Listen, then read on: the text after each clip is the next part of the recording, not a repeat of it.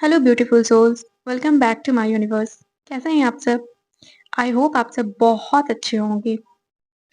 तो आज मैं आप सबके लिए बहुत सारी सक्सेस स्टोरी लेकर आई हूँ और अभी बहुत सारी सक्सेस स्टोरीज ऑलरेडी पेंडिंग है। इसलिए मैं सोच रही हूँ कि हर बार 2 से 3 सक्सेस स्टोरीज एक बार में लेकर आऊँ, ताकि जितनी भी सक्सेस स्टोरीज है सब आपको सुनने को मिले और उससे आपको मोटिवेशन मिले। तो आज का जो वीडियो है ये सक्सेस स्टोरीज से भरी हुई है। यूँ कहें तो सक्सेस स्टोरीज की बारिश होने वाली है आज। एटलीस्ट 4 सक्सेस स्टोरीज तो डेफिनेटली आपको सुनने को मिलने वाला है। तो चलिए धीरे-धीरे सक्सेस स्टोरीज पढ़ना स्टार्ट करते हैं। तो सबसे पहला जो सक्सेस स्टोरी है, इस सक्सेस स्टोरी में इन्होंने क्या लिखा है वो मैं पहले पढ़ती हूँ, ठीक है? तो इसमें इन्होंने लिखा है, हेलो मैम, मैं दिल से आपको थैंक यू बोलना चाहती हूँ। आपके गाइडेंस और मैनिफेस्टेशन प्रैक्टिस की वजह से मेरा एसपी के साथ पैचअप हो गया है। ये मोमेंट मेरे लिए एक सपने जैसा लग रहा है। आपने जो सेल्फ कॉन्सेप्ट और अफर्मेशंस सिखाए, उन्होंने मेरी सोच बदल दी। अब मैं खुद को वर्दी और लवेबल फील करती हूँ। जब मैंने डाउट छोड़कर सिर्फ बिलीव किया, तभी सब कुछ मैजिकली अलाइन हो गया। मैं हमेशा आपकी गाइडेंस और सपोर्ट के लिए ग्रेटफुल रहूंगी। आपने मेरी लव स्टोरी को एक नई शुरुआत दी है और आपकी मैग्नेटिक सेल्फ मास्टरी कोर्स भी बहुत मैजिकल है। जब से ज्वाइन की हूँ बहुत मैजिक्स हो रहे हैं। Lots of love and gratitude to you ma'am. तो इस सक्सेस स्टोरी में भी वही बात हुई है जो हमेशा होती है, और वो है अपने इनर सेल्फ को इन्होंने चेंज किया। इन्होंने सेल्फ कॉन्सेप्ट पे काम किया। सेल्फ कॉन्सेप्ट से रिलेटेड जो अफर्मेशंस थे, उन अफर्मेशंस को किया। अपनी सोच बदली, अपनी आइडेंटिटी बदली और मैजिक हो गया। एसपी के साथ पैचअप हो गया। तो अब आगे की स्टोरी पढ़ते हैं। इसमें भी मैजिक ही हुआ है, क्योंकि इनकी जो मैसेज है, इनका मैसेज ही मैजिक से स्टार्ट हो रहा है। तो सुनिए इन्होंने क्या लिखा है। मैम, पता है एक मैजिक हुआ है। आई एम सो हैप्पी और आपको बताने के लिए बहुत एक्साइटेड हूँ। आपने जैसे बोला, अब मैं पॉजिटिव रहती हूँ। अब नेगेटिव थॉट्स आते भी हैं तो मैं उसे नॉर्मलाइज कर देती हूँ।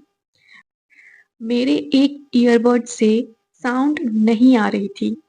मुझे लगा चलो इसे ठीक किया जाए। फिर मैंने उसके लिए होओपोनोपोनो प्रेयर किया और मैजिकली 5 से 6 डेज़ के बाद वो ईयरबड नॉर्मली वर्क करने लगा। इतना ही नहीं, मेरे एसपी से जब बात नहीं होती है, मैं ऐसे ही थॉट क्रिएट करती हूँ और उसका कॉल आ जाता है। सोचो, ये सब लोग कौन हैं जो मैनिफेस्ट कर रहे हैं, जो ऐसे-ऐसे मैजिक्स मैनिफेस्ट कर रहे हैं। ये लोग आप लोगों के बीच में ही रहते हैं। डिफरेंस ये है कि ये खुद पे वर्क कर रहे हैं। इन्हें भी मैं वही कंटेंट दे रही हूँ जो आपको मिल रहा है।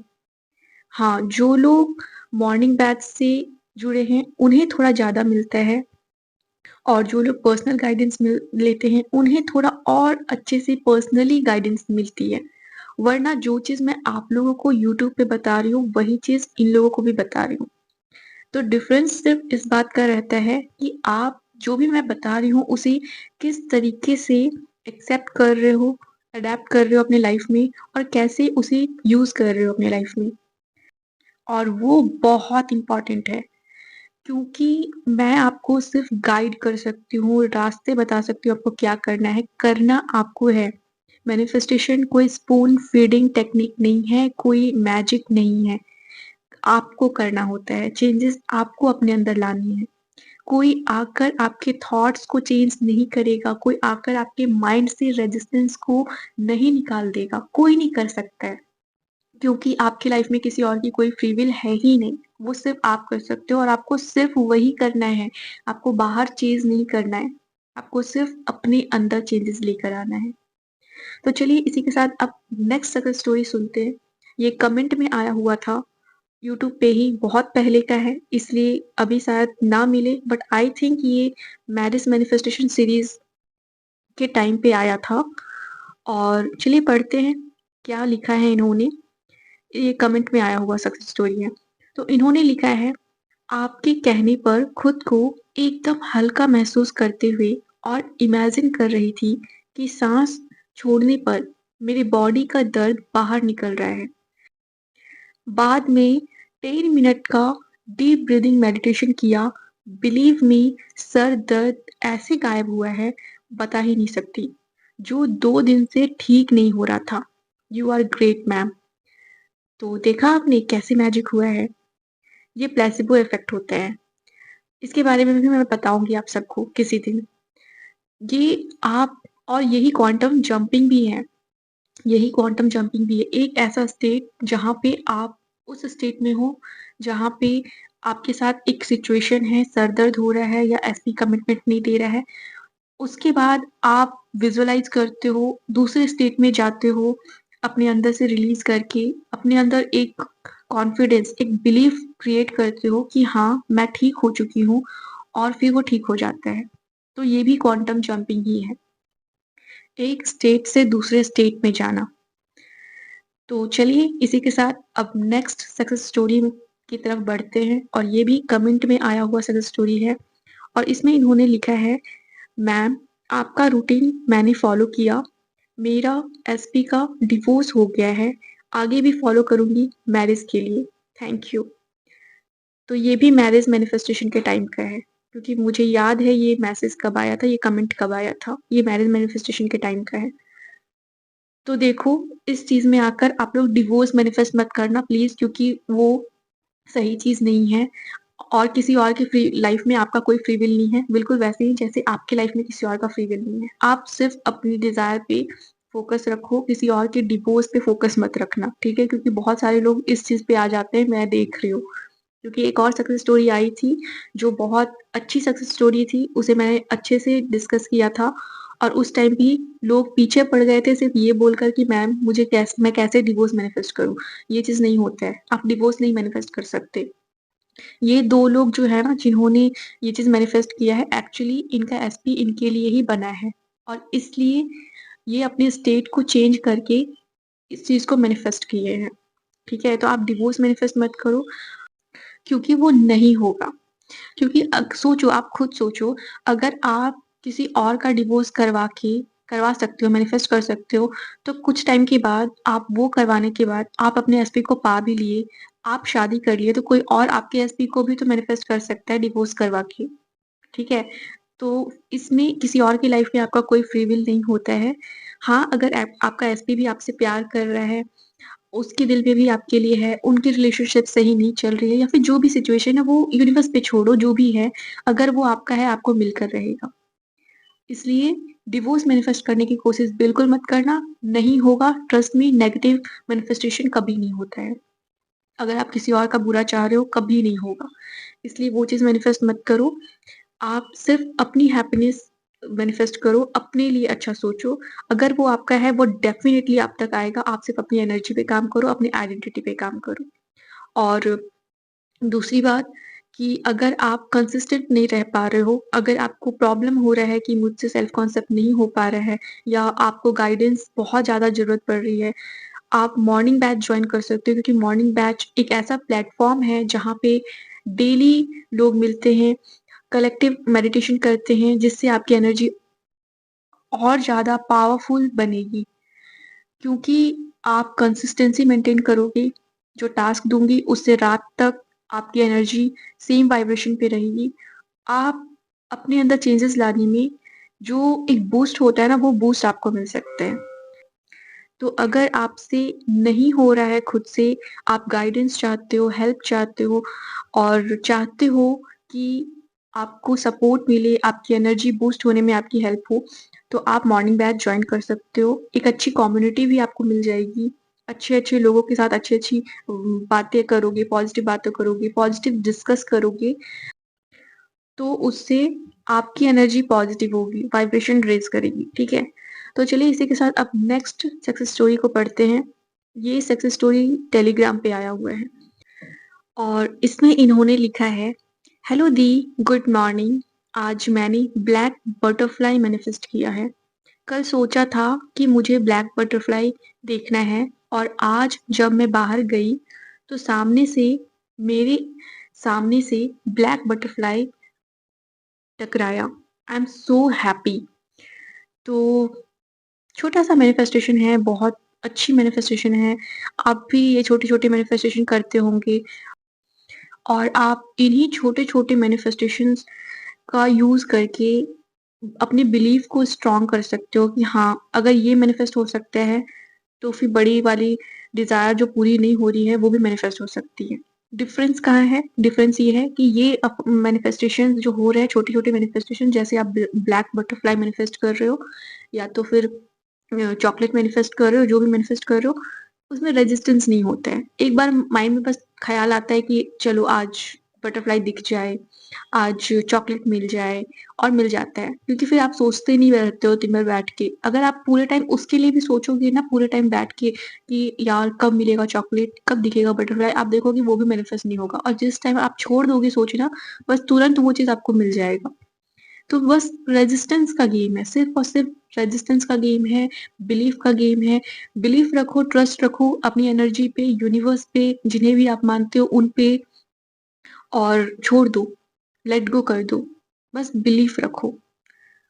अपनी आइडेंटिटी पे फ़ोकस करो कि आप पॉज़िटिव सोच रहे हो, आप हैप्पी हो, रिलैक्स स्टेट में हो, रिसीविंग मोड में हो।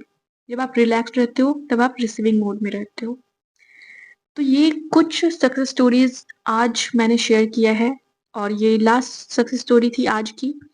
अब आज से मैं एक और नई चीज़ स्टार्ट कर रही हूँ वीडियो में, और वो ये है कि आपके क्वेश्चन में से किसी एक का क्वेश्चन पिक करके उसका आंसर मैं दूँगी। क्योंकि बहुत टाइम से Q&A सेशन नहीं हो पा रहा है, मैं भी बहुत बिज़ी हूँ और मैं नहीं कर पा रही हूँ, तो मैं सोच रही हूँ कि हर वीडियो के एंड में किसी एक का क्वेश्चन मैं चूज़ करूँगी और उसके क्वेश्चन का आंसर दूँगी, ठीक है?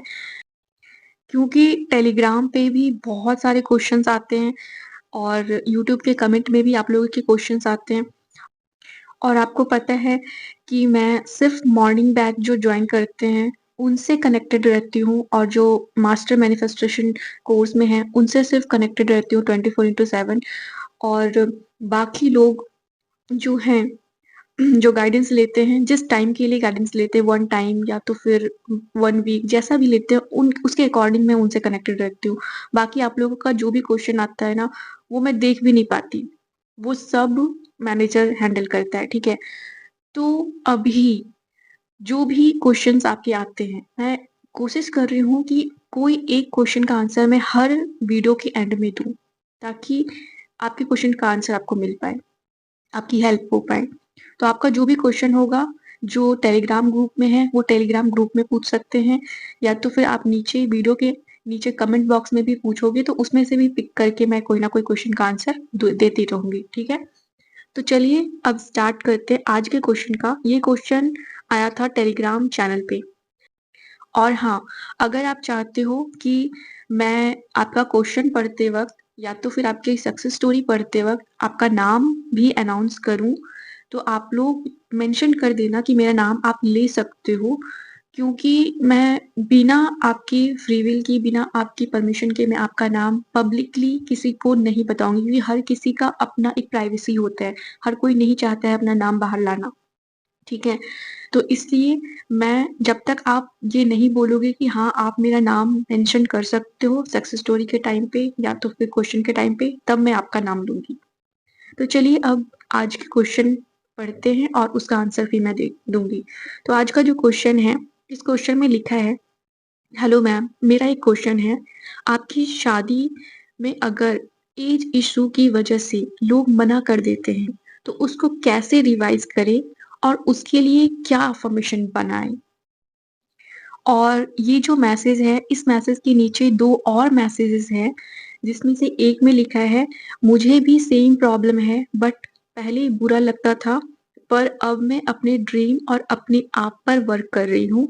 और उसके नीचे जो दूसरा मैसेज है, वो है सेम प्रॉब्लम, ठीक है? तो चलिए इस क्वेश्चन का आंसर देते हैं। तो आपका जो क्वेश्चन है, वो ये है कि आपकी शादी में एज इश्यू है। और उसके वजह से लोग मना कर देते हैं, तो उसको कैसे रिवाइज़ करें? सबसे पहले तो आपको ये समझना है कि लाइफ़ में जो भी सर्कमस्टांसेस होता है ना, वो आपके इनर वर्ल्ड को ही रिफ्लेक्ट करता है। अगर आपके माइंड में ये चीज़ है कि एज इश्यू है, मेरी एज बढ़ रही है, मैं इतनी एज की हो चुकी हूँ जिसकी वज़ह से मेरी शादी होने में प्रॉब्लम हो सकता है, तो वो चीज़ बाहर रिफ्लेक्ट करेगा। आप ये चीज़ समझो कि बहुत सारे ऐसे लोग हैं जो 40s में भी मैरिज किए हैं और हैपीली मैरिड हैं। बहुत सारे लोग, बहुत सारी सेलिब्रिटीज़ ऐसी हैं। चलो ठीक है, सेलिब्रिटी की लाइफ़ अलग होती है, बहुत सारे लोग ऐसा बोलते हैं कि सेलिब्रिटी की लाइफ़ अलग है, उनका अलग है सब कुछ। हम नॉर्मल लोग हैं, हम कॉमन पीपल हैं, कम्युनिटी में रहते हैं, सोसाइटी में रहते हैं, यहाँ पे 10 तरह के लोग हैं, 10 तरह की बातें करते हैं। तो वो जो 10 तरह के लोग जो भी बोलते हैं ना, वो खुद से नहीं बोलते हैं। वो वही बात बोलते हैं जो आपके अंदर है और वो चीज़ उन्हें दिख रहा है और वो चीज़ फ़ील कर रहे हैं। नेविल गोडार्ड का एक कॉन्सेप्ट है everyone is you pushed out. मतलब लोगों का जो भी बिहेवियर है, लोग जो जो भी आपके सामने बोल रहे हैं, आपके बारे में बोल रहे हैं, आपसे जैसे रिएक्ट कर रहे हैं, वो कहीं न कहीं आपके अंदर पहले होता है और वो बाहर बाद में उनके रिएक्शन में दिखता है। तो लोग जो बोल रहे हैं सबसे पहले तो वो चीज़ सोचना बंद कर दो कि लोग क्या बोल रहे हैं। लोगों का काम है बोलना, उन्हें बोलने दो जो भी लोग बोल रहे हैं। रहा बात रिश्ते नहीं आ रहे हैं, इश्यू हो रहा है, सबसे पहले अपने माइंड से निकाल दो कि एज इश्यू है। और जब भी ये थॉट आए कि एज इश्यू है, आप अपने माइंड में सिर्फ़ एक चीज़ डालो, age is just a number. जैसे ही ये थॉट आएगा, तुरंत बोलो age is just a number और यही अफ़र्मेशन है जो आपको बोलना है। ये सिंपल सा लाइन जो आप अफ़र्मेशन की तरह भी यूज़ कर सकते हो। तो आई होप आपको आपके क्वेश्चन का आंसर मिल चुका है और आज जो मैंने सक्सेस स्टोरी शेयर की है उससे भी आप लोगों को कुछ ना कुछ मोटिवेशन ज़रूर मिला है। तो चलिए इसी के साथ, इसी पॉजिटिव एनर्जी के साथ वीडियो को यहीं पे एंड करते हैं। मिलेंगे फिर नेक्स्ट वीडियो में। तब तक आप सब अपना ख़्याल रखना, अपने आप से प्यार करते रहना। Bye bye, take care, love you all the best.